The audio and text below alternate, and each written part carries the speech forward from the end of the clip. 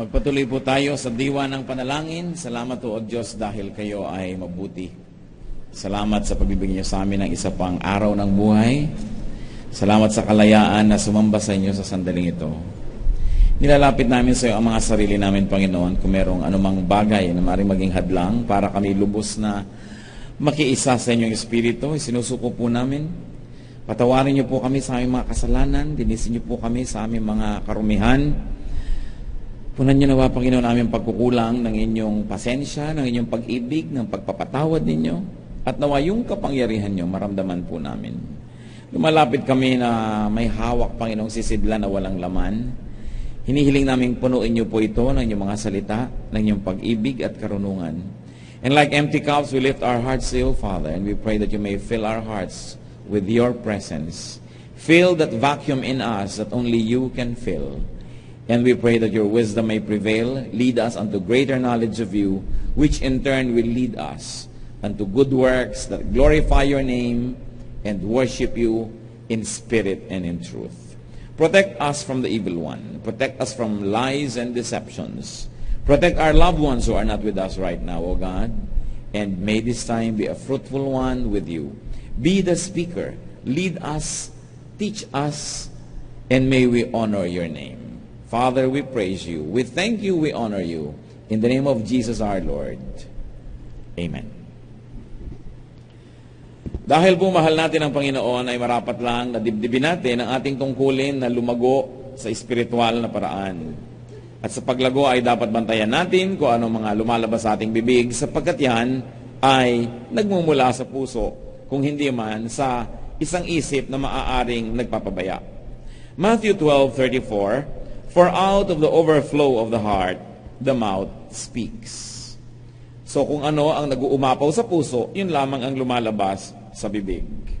What people say, their words, their vocabulary, their favorite expressions, and even topics reveal the state of their heart, of their mind, even of their spirit.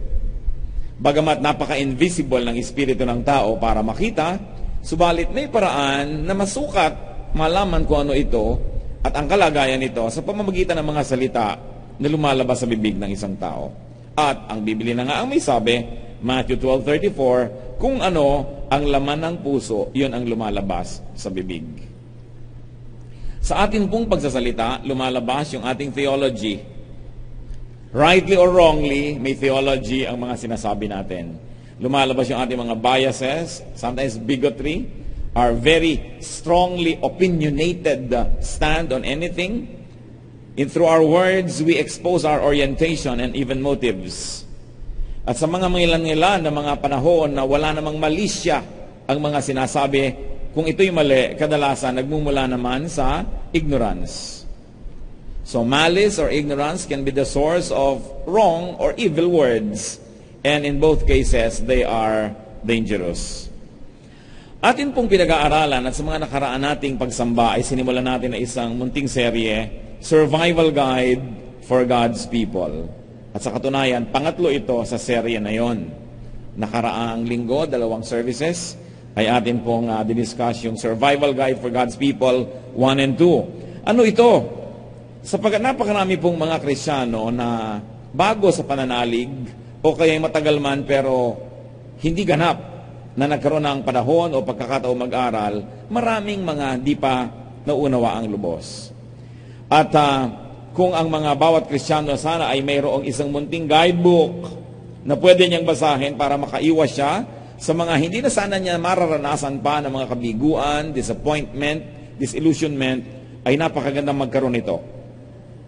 At ito po ay isa sa mga layunin ng pag-aaral natin na kung tayo bago-bago sa pananalig, ay mapaunahan na tayo na sa church man, sa fellowship man, in the company of so-called believers, ay maaaring magkaroon ng mga snares, traps, and difficulties. At kung tayo ay dati na at matagal na sa Panginoon, maganda ring paalala na baka tayo ang nagtataguyod pa ng ganitong mga ikinakatisod o kaya pinanlulumo, ipinaghihirap at ipinanghihina ng loob ng mga mananalig. So sa atin pong Survival Guide for God's People, suriin natin ang ating sarili, tingnan natin kung meron tayong dapat baguhin sa ating sarili, kung meron tayong dapat pag-ingatan sa iba, o kung sa iba man nanggagaling ito ay kung meron tayong dapat ipatawad at unawain man lamang. Beware of these big, colored, and loaded words. So ngayon mong gabi ay meron tayong koleksyon ng ilan sa mga big, colored, and loaded words that new Christians should be careful about and old Christians should watch out for. First is the word unbeliever. Ano ba yung word na unbeliever? Nadidinig natin lagi sa mga born-again Christian. Kumisan gusto kong matunaw sa aking kinakatayuan pagka meron akong nakakapanayam ng mga dumadaan. Tapos sasabihin nung attendee sa church, Pastor, ito pong auntie ko, unbeliever. Pero dinig nung auntie niya na tinatawag siyang unbeliever.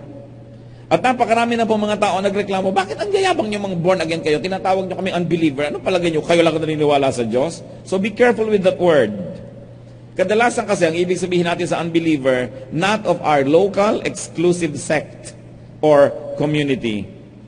Maybe not born again the way we want born again to be, and sometimes not Protestant. Brothers and sisters, beware of this word because the word unbeliever is so judgmental. Kumari nating ilaglag sa ating vocabulary yan at marami namang ibang mas katanggap-tanggap na mga panalita. The word unbeliever is so condescending and it is so self-promoting because unbeliever siya, believer ako. It can be derogatory and very specifically it is divisive because it divides people among believers and unbelievers. While it is true that there is such a spiritual division, it is not always pleasant, it is never pleasant that we label people as unbelievers. Especially when we apply the word to people who also believe in the God of Genesis.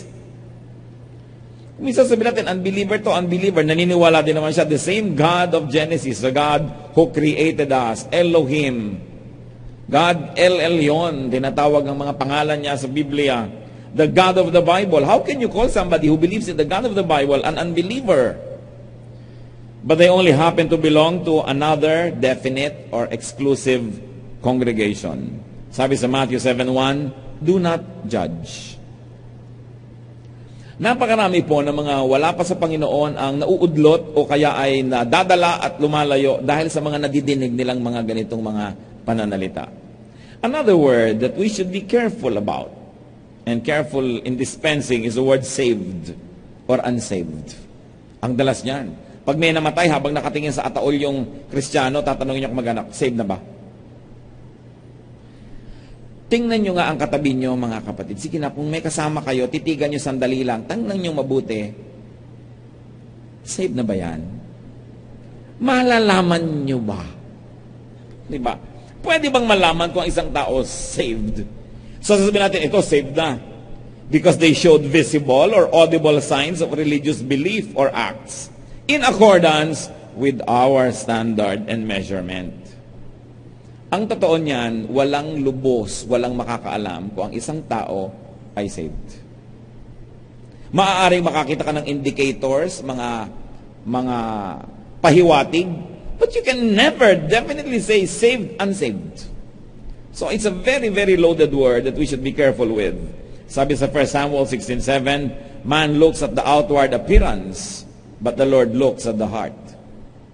Meron pa nga akong kilalang mga bata, nakita nila isa nilang kamag-anak na babae, na Kristiyano rin, sabi nila, ay, hindi saved, hindi pala saved ang ating kamag-anak. Alam niyo kung bakit? Kasi nakita nila nakapantalon.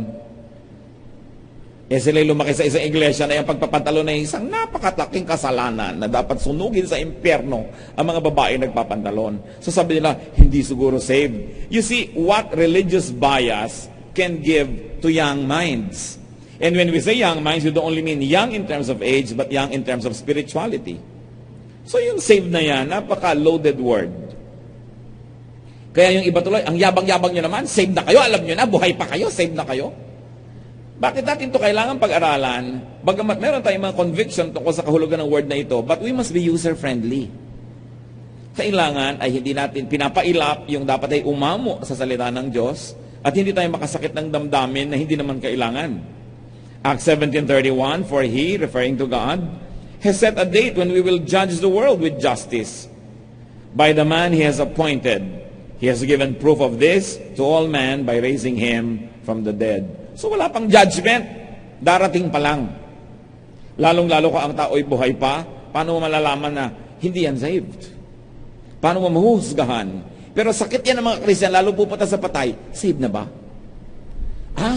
Kumanyan, tumanggap na, salamat, sigurado na tayo nasa langit. Ganon ba kasimple ang kaligtasan ng Espiritu? Teaching on salvation has been so alarmingly simplified and manualized by over-eager soul winners. A, accept that you're a sinner. B, believe in Jesus. C, confess Christ and you will be saved.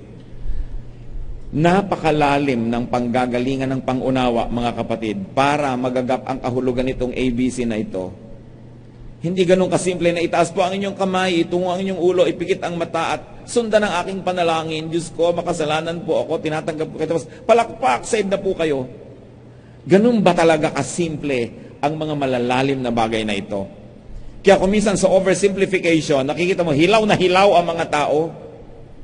Walang katuro-turo, walang kaalam-alam, kaya while they profess to be Christians, look at the kind of behavior that we see around. Look at the kind of weaknesses and errors that people commit. Because this is oversimplified.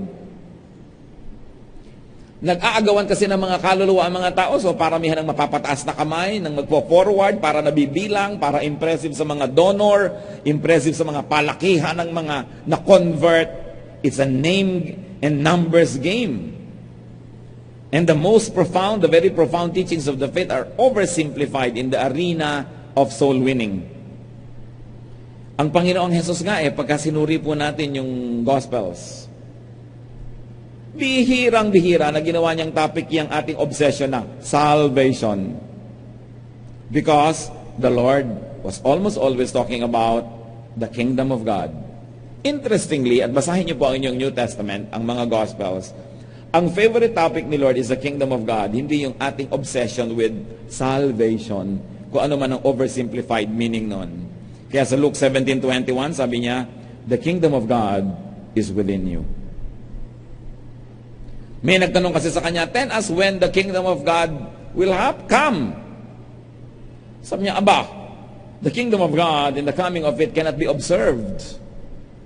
At hindi niyo pwedeng sabing, ayan yung kingdom of God, ito yung kingdom of God. Sabi niya, no. Because the kingdom of God is within you. Nasa loob, nasa kalooban. Inuunawa, ninanamnam noong tao na nagkaroon ng puwang yung kanyang puso para tanggapin yung kingdom of God. Ito po isang malaking hiwaga na teaching ng Panginoon na konting-konti ay tinuturo ng church. Yung kingdom of God. We're very obsessed with the second coming. We're very obsessed with the kingdom of heaven that will come, that we forget to pay attention to what Jesus has paid much attention to, and that is the kingdom that is within us. Yung paghahari ng Diyos sa kalooban ng ating puso. Yun ang binigyan ng Panginoon ng napakalaking diin. Na habang nandito ka, nasa lupa ka pa, maghahari na sa iyo ang kaharian ng langit. Totoo na yung kingdom sa iyo, hindi abang ka ng abang kung kailan darating. Tuloy nagiging excuse sa iba na, ay wala pa naman so ganito pa lang tayo. Hindi po natin sinasabing hindi mahalaga ang teaching on salvation. Hindi natin sinasabing walang kwenta yung coming kingdom at saka yung second coming na inaabangan ng marami. Pero kung tayo'y tunay na nagpapahalaga sa mga pinahalagahan ni Jesus, ang binigyan niya ng diin ay ang paghahari ng Diyos sa ating puso. At ang paghahari na yun ng Diyos, hindi naman nangyayari sa isang instance na, ayan, sinunod mo ang prayer, taga-langit ka na, taga-kingdom ka na. Sapagkat yung paghahari na yan ang nangyayari sa madalas ay dahan-dahan at isa-isang pagsusuko ng mga aspeto ng ating buhay sa Kanya. Pero pag sinabi mong kahapon tinanggap ko na si Jesus, saved na ako, nawawalan ka na ng compulsion at pagmamadali na isuko pa ng isuko ang marami, total saved ka na. Kaya nakikita niyo po yung napakaraming behavior ng mga tao nagsasabing saved na sila. Kulang na kulang sa espiritualidad, sa kabanalan, sa personal na pagiging makadiyos, at ang pinanghahawakan lang yung technical definition ng pagiging saved. That's why all of this must be reviewed and given importance. Meron pang isang matrona na fine-facial siya ng isang beautician. At nalaman nitong beautician na Christian si matrona, Christian din pala si beautician. Alam niyo sabi ni beautician, ma'am, di po ba tayo lang ang saved? Yang mga yan, hindi. talagang gano'n sabi, nang matuwa, magdahan-dahan ka naman ang pagsasalita. Dahil paano mo nasasabi yan? Kasi hindi po born again yung mga yan eh. Yung ganong klaseng pag-iisip na napaka-exclusive, napaka-kitid, judgmental, at self-serving. Sabi niya, huwag nating sabihin yan dahil maraming hiwaga ang Diyos. At maraming paraan ang tao'y nakikipag-ugnayan sa Diyos at tinatanggap ang Diyos sa puso na kumisan hindi mo alam na na-born again ka na pala dahil technically hindi mo lang alam yon, pero ang totoo ay naghahari ang Diyos sa iyong puso. So pag-iingatan ng ganitong uri ng oversimplification. Of course, another terminology that we should be careful with is the word Christian. Sabihin, Christian yan. Christian na ba to? Hindi yan Christian. Offended na offended yung iba who don't happen to be born again, renewed, baptized. No? Dahil hindi sila tinatawag na Christian, nung iba na, hindi yan Christian. Ano akala nito mga born again na to, sila lang nakakakilala kay Kristo? Ine-exclusive nila kasi ang Christian ay yung nag-ABC. Yung pinag-uusapan nating formula. Samantalang napakaraming mga tao na nananalig talaga kay Kristo, wala nga lang sa ating sekta o kongregasyon, paano mo babakuran si Kristo at sasabihin mong nandito lang o nandoon lamang?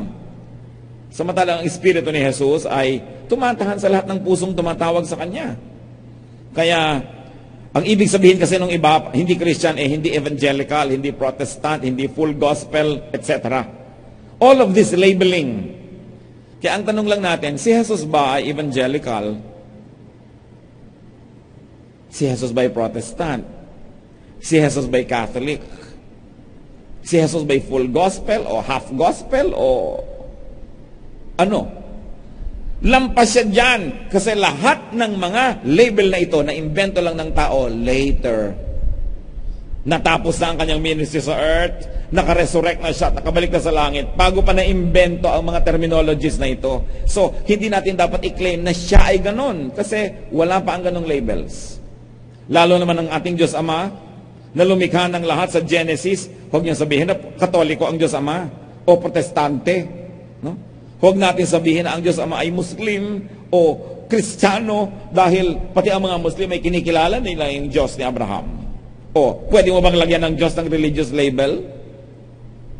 Pero, yung mga inimbento na yan na convention ng mga tao later, yan ang nagdi-divide sa lahat ng mga nananalig sa Diyos. Sa katunayan, yan ang pauso ng napakaraming religious wars because of the labeling.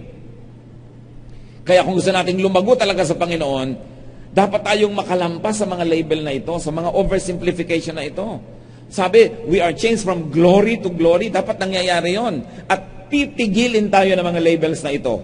Kasi ikakahon ka, kukulungin ka. Sabi ng Panginoon sa John 10:16, I have other sheep that are not of this sheep pen. I must bring them also. They too will listen to my voice. And there shall be one flock and one shepherd. So tinutukoy ng Panginoon na hindi lang kayong kaharap ko ngayon, ang mga anak ng Diyos, hindi lang kayong narito ngayon sa umpok na ito, ang mga kinikilala ng Diyos, meron pa rin iba doon. So huwag kayong magiging exclusive at bigyan nyo ng puwang sa inyong puso na marami kayong kapatid kahit ayaw nyo silang kilalanin. So be careful with words, be careful with labels. Dahil sabi sa Romans 10:13, everyone who calls on the name of the Lord will be saved. Hindi yan exclusive to a group. It is a personal relationship. It is a personal decision. But of course, overzealous exclusivists twist this teaching and add their specifications to make themselves all-important. Ginagawa nila na ang kanilang mga katuruan, ang kanilang mga unique ways ay paraan, part and parcel of this whole process of the kingdom of God and salvation para sila maging dispenser of blessing and therefore to control religion. Ang daming dapat pag-ingatan ng mga Kristiyano na nawa ito'y mabura sa ating mga bokabularyo o kung sinasabi man natin dun sa tamang paraan. Halimbawa, there are phrases, sentences, and declarations that are so loaded and therefore we should beware. Isa yung please pray for someone or something. Ipag-pray mo si Bining ng lalaki. Ipag-pray natin itong mag-asawang ganito, away ng away. Ipag-pray natin si ganon, kasi ganyan. Kadalasan yung mga ipag-pray mo, actually, napaka-sanitized way na mag-open ng isang chismis. Dahil talaga, ano na pa? Kwento, nag-alisan at lahat, wala pa nag-pray. At saka yung prayer as pahiwatig, ipag-pray mo naman, kailangan ko kasi ng pera eh. Ang ibig lang palang sabihin, pautang naman dyan.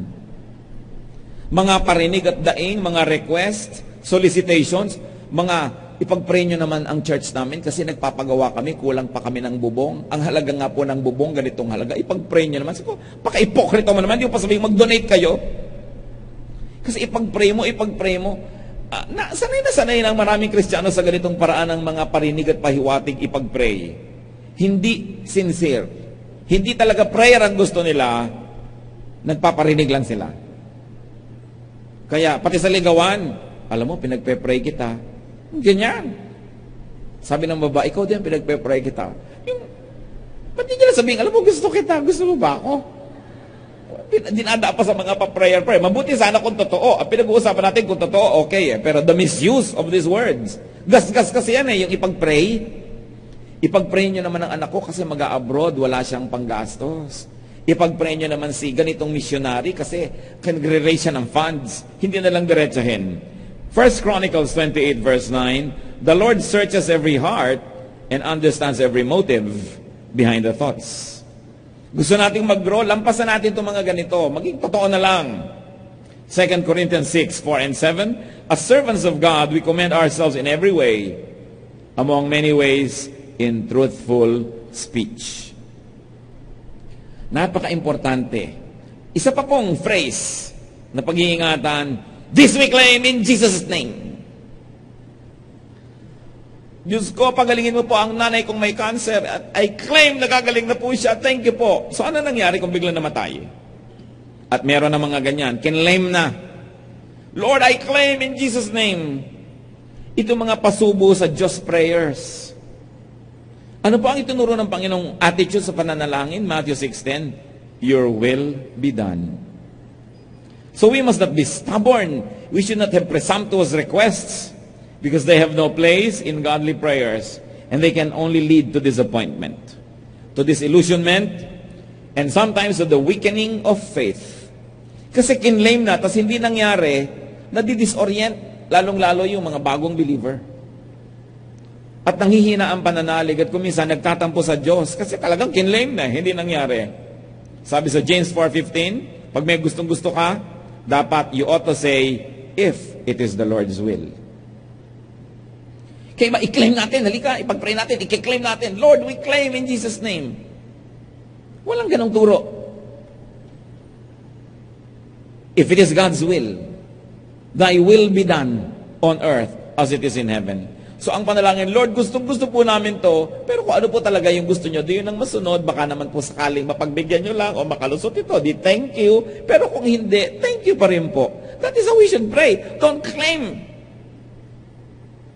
Ako po hindi nag-exaggerate. Marami na ako nakita na ikinlaim yung paggaling tapos namatay talaga yung pasyente. So, nagtataka ang tao, bakit? Saan ako nagkamali? Sa prayer, doon ka nagkamali. Claim ka lang, claim eh. Sabihin mo na lang sa Diyos, itong gusto ko, pero kayo pa rin po ang masunod. At ito pa mga kapatid ang pag-ingatan, lalo mga bago sa faith, yung sabi ni Lord. The Lord told me, thus saith the Lord. Nagtataka ko talaga doon sa mga tao, parang nakakausap nila ang Diyos. Yung, buti pa sila. Alam niyo po, kaninang umaga, sabi sa akin ng Diyos, papautangin niyo ako. Kinausap ako ni Lord, sabi ni Lord, o yung bag mong pink ang dadalin mo ngayon, anak. Kaya pong pink. Yung ganun, either talagang napaka-special niya o siya nilalagnat. Yung lagi nilang, the Lord told me, ang dami nating nadidinig na ganyan. Pag-ingatan niyo, kasi kahit meron kayong conviction, pwede magkamaling conviction na yun eh. So sasabihin niya lang na, I have a leading. After prayer, I was inclined to think this way or to do it. Pero sabihin, sabi sa akin ni Lord, napaka-presumptuous. Kaya tuloy, pag hindi natupad, nagtataka ang marami, hindi tinupad ng Diyos ang sinabi niya. At kayo rin nagtataka, yung pala faulty lamang yung theology. 2 Peter 2:1, but there were also false prophets among the people, just as there will be false teachers among you. So, yung gusto natin siguro isipin na hindi naman false prophet, talaga lang, hindi lang niya nasusuri yung kahulugan ng pinagsasasabi niya.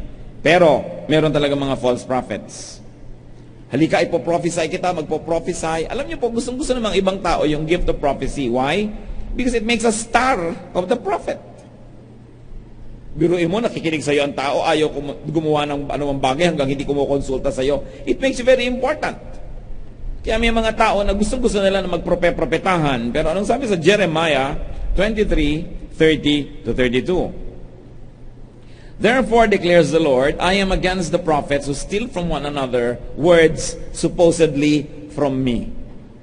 Yes, declares the Lord, I am against the prophets who wag their own tongues and yet declare, the Lord declares.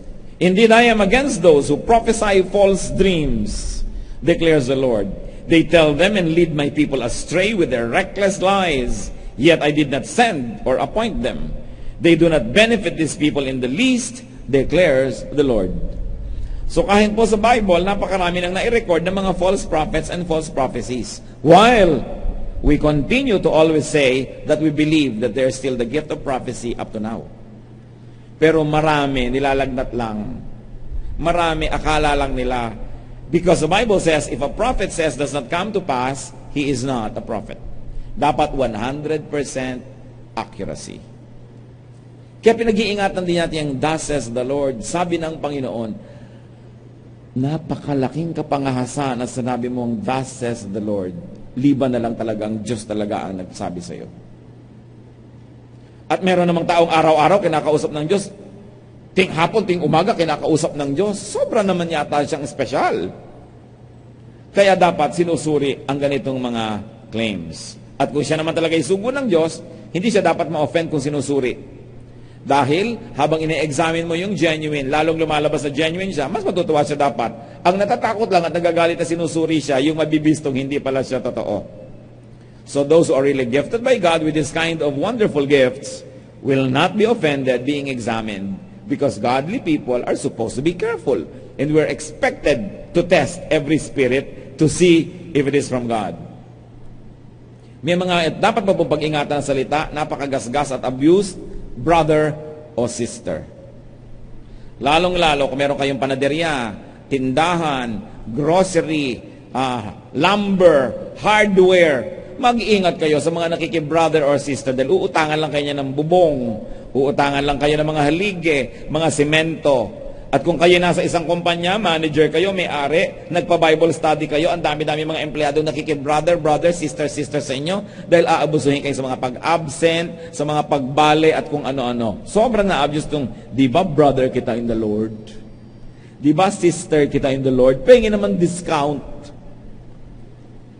Kung talagang tinuturing mong kapatid, itong negosyante na ito sa Panginoon ay kapatid mo siya, huwag kang humingi ng discount, magbayad ka ng buo para umasensyo siya dahil kapatid mo siya. Kung 10 kayo na humihingi ng discount, naghirap na siya, wala na siyang kinita. Pero kung 10 kayo na ang liit-liit naman ng hinihingi niyong discount, hindi niyo ipaghihirap, hindi niyo na hiningi, nung nagdugtog-dungtong yung 10 magkakapatid na yan na tumangkilik sa negosyo, nakatulong sila, umunlad ang negosyo ng kapatid, mabuti yun. Huwag kayong pag nalaman. Alam niyo mga Kristiyano, huy, Christian pala yung may-ari ng ganun. Utangan natin. Christian pala yung kuha natin, abusuhin natin. Ganyan ang tendency. Kaya pag-iingatan niyo po yung mga brother, sister na yan. Sabi sa Leviticus 25:17, do not take advantage of each other, but fear your God. Kaya ini-advise ko nga po sa may mga kumpanya, magpapa-Bible study, tas ang maglilid yung may-ari o yung manager, kapatid, huwag ka mag-lead. Mag-import ka galing sa labas. Kasi pagka yung mga empleyado mo dyan, naging brother and sister mo, nako, sabihin, brother, meron po ang outing ang church namin bukas kasi absent po ako. Ine-expect nila na unawain mo lahat dahil brother mo. Kung ang inyong employer, brother or sister in the Lord, mas dapat kayo na dumating sa oras, mas dapat kayo magsipag, kasi pinagmamalasakitan nyo yung negosyo niya, hindi yung gusto nyong bakbakin yung naipundar niya dahil kayo ay brother o sister. Be careful with this word. Because most of the time, it is being abused. Brother kita, so pautangin mo ako, tulungan mo ako, bigyan mo ako. pagpasensyahan mo ko. No, dahil brother kita, expect the best from me. Expect good behavior. Expect good production. Dahil pagmamalasakitan kita, hindi yung pagsasamantalahan kita. Nare-reverse ang kahulugan. At eto pa po, finally for tonight, ang dapat pag-ingatan yung by faith. Living by faith. Napakaraming kamalian ang nadinig ko na tungkol sa by faith na yan. Meron tayong isang kapatid dito, ikinukwento niya, isang church sa probinsya, kailangan magpa-repair ng isang bahagi ng church. At sabi niya, ay gumawa po tayo ng mga cards. Artist ako, tuturuan ko kayo, gumawa tayo ng mga cards and then isell natin. Nagalit ang pastor. Bakit tayo gagawa ng card para mag-sell? We live by faith. Hayun, hindi pa nagagawa yung church hanggang ngayon. Kasi ano pong ibig sabihin nila by faith? Yung without plan, without preparation, without practical action, without tangible resources, without fallback, without any escape route. Yun ang ibig sabihin nila sa without faith, by faith. Ibig sabihin, with careless abandon. Hebrews 11:7, by faith, Noah, when warned about things yet not seen, in holy fear, built an ark to save his family. So ano po nakita natin dito kahulugan ng by faith? Kumikilos, nagtatrabaho, gumagawa ng practical, ginagamit ang utak na ibinigay sa atin ng Diyos para lutasin yung kaya naman natin sa ating level. Yun ang by faith. Pero yung iba, magmi-mission po ako. Talaga? Paano ang pamilya mo? By faith. Kaya hayan na yung mga anak, naging batat bulo, mga butot balat na sa kapayatan kasi yung tatay ay nag-by faith. Ang dami ko pong nakilalang pastor na umiiyak dahil ang mga anak naging mga magnanakaw kasi nagutom, walang makain kasi by faith. Walang plano, walang fallback, nothing, tas by faith, tas sisisihin ng Diyos. Kasi hindi naman yun itinuturo sa Bible na ibig sabihin ng by faith, yung kalimutan mong may utak ka. Huwag kang gumawa ng dapat gawin. Ang dami po, kung iisa-isahin pa lang natin yung mga vocabulary ng maraming mga Kristiyano, makikita natin ang daming bara para lubos na dumaloy talaga yung wisdom of God and therefore the blessing of God. Noon, sinasabi natin because the church is young, but the church in the Philippines, at least the evangelical church, is at least already 100 years old. And if you're going to count the Christian tradition in the Philippines, including the Catholic tradition, 500 years old na. Hindi na young. Dapat na mag-evolve. But very, very especially among the evangelical, Bible-based Christians, these ideas are very prevalent. Lagi mong nadidinig. At pipintasan ka pa ng iba pag nagpaplano ka, pag gumagawa ka ng mga paraan, sasabihin nila, wala kang faith. Pero wala naman silang ginawa kundi magparinig, ipag-pray mo naman kasi nagpapagawa kami ng buong. Akala ko ba by faith? Bakit kailangan mo magparinig ng ganyang kutakot-takot? So kung mga bagay na ito mga kapatid ay ating una, tingnan, baka guilty tayo. Siyasatin natin, suriin natin. Pangalawa, baka may mga tao na ginagawa nila sa atin yan. Yung mga terminologies na to, minamanipulate lang pala tayo.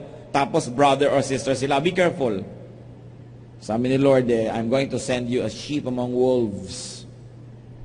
Not everybody wearing a sheepskin is sheep. Sometimes these are wolves wearing sheep's clothing.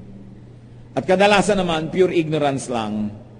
It's the best kung ignorance, at least walang malis. But you know that ignorance is not good either. So dapat tayo mag-aral. Siyasatin ang ganito mga bagay. Do not oversimplify the faith. Ito kasing tradition natin ng mga Bible-based denominations, itong oversimplify. Nakamanual lahat. Parang ganun lang mahuhuli yung mga malalawak na diwa tungkol sa Diyos at nailalagay sa papel at step 1, step 2, step 3. Ganun lang kasimple. But spiritual things are profound. Kailangan ang ating pagbubulay-bulay, ang ating pag-iisip-isip. Dito po sa ating Everybody's Worship, marami po tayong nila-line up ng mga pag-aaral, mga topic na talaga magiging very relevant to our spiritual life, to our growth, our interaction with fellow believers.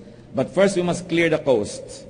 Ito mga ganitong bagay muna dapat harapin para lumilinaw ang pinag-uusapan natin and we will be founded on solid ground as we pursue deeper studies of the Word of God and more and more practical applications into our lives, we've got to first check our terminologies. We've got to define our terms so that we will know how we may proceed. Ano po ang nagiging usual result nitong sinasabing living by faith? Poverty, want, substandard products or produce, needless difficulty, disappointment, disillusionment, and many people turn away from God and from the faith later on. Dahil hindi na-deliver yung ina-expect nila. Kasi naman yung means nila of production, so to speak, is not what the Bible teaches. James 2:18, but someone will say, you have faith, I have deeds. Show me your faith without deeds, and I will show you my faith by what I do. Nanghahamon pa yung iba. Ikaw kasi may pananalig, ako gawa. O yung iba, gawa ka lang, wala kang pananalig. Sabi nitong may akda, pwede mo bang paghiwalayin yung pananalig at gawa? Ipakita mo sa akin ang pananalig mo na walang gawa. At ipapakita ko sa iyo ang pananalig ko sa pamamagitan ng ginagawa ko. So napakalinaw that there is a prevalent misunderstanding of what it means to live by faith. Ala chamba, kung ano na lang mangyari, ganun. Being in the Lord, being in the Lord's fellowship can and should really be wonderful. Wala na yata tayong dapat ipagpalit pa doon sa karanasan na tayo'y lumalapit sa Panginoon, nakikilala natin siya, lumalalim ang pangunawa, at nai-apply natin sa buhay ang ating mga kasulatan ng Biblia. But there are snares, there are traps, there are pitfalls, there are snakes that can spoil life in God's garden. Pag-ingatan ng mga ito, lalong-lalo kung nasa atin pala. Beware of misguided ideas, of wrong-headed expectations. Beware of ignorant or innocent simplicity that can abuse others, invite or allow abuse from others. Matthew 16:6. Be careful, Jesus said to them. Be on your guard against the yeast of the Pharisees and Sadducees. So pinag-iingat po ng Panginoon sa impluwensya ng mga relihiyoso, yung mga tao. Pag-ingatan nyo ang impluwensya nila. Pag-ingatan ninyo ang mga mali nilang ginagawa at turo na napakalakas maka-impluwensya sa marami, tulad ng isang yeast na inilagay mo lang yung konti, umaalsa yung buong tinapay, lumalaki. So pag-iingatan nyo yan. So ano pong mga yeast of the religious people around us ang dapat natin pag-ingatan? Isipin yan. Ecclesiastes 10:1, as dead flies give perfume a bad smell, so a little folly outweighs wisdom and honor. Ang dami-daming blessing at magagandang bagay ang available sa fellowship, pero nasisira ako minsan dahil sa mga pinag-usapan natin. So ituwid ang ganung mga bagay. Ephesians 5:15, be careful then how you live, not as unwise, but as wise. Heavenly Father, we ask you to give us wisdom. Ito pong aming mga nire-review ito, Panginoon. Turuan nyo kami kung paano namin ito bibigyan ng kahulugan sa buhay namin. Teach us to see the relevance of examining these things in our lives, in our vocabulary, and very especially in the way we think, in our values. Ipakita mo, Lord, kung kami ay may dapat ituwid. Ipakita mo kung meron kaming dapat pag-ingatan sa aming kapwa. At kung meron mang mga ganito, ipakita mo rin kung anong dapat naming ipatawad, unawain, idalangin, at pagtulong-tulungan na ayusin sa aming buhay. Nawa, Panginoon, sa patuloy naming pag-aaral ng iyong salita, mangusap po kayong may kapangyarihan. We commit to you this special fellowship, that through this, O God, your words may be more and more real, more and more practical in application. Pero una sa lahat, nais naming siyasatin ang aming mga pag-iisip, terminologies that can become either tools or hindrances in knowing you more and in being a blessing to our brothers and sisters. Mga kapatid, magbulay-bulay tayo. Pag-isipan na ating manarinig. Humingi tayo ng karunungan sa Diyos kung paano natin ito gagamitin at kung paano magkakaroon ito ng kahulugan sa ating pang-araw-araw na buhay. Let the presence of the Spirit guide us into the truth. Mangusap po kayo sa amin, Panginoon. Guide us. Teach us. So in moments of silence, let's be alone with the Lord for a while.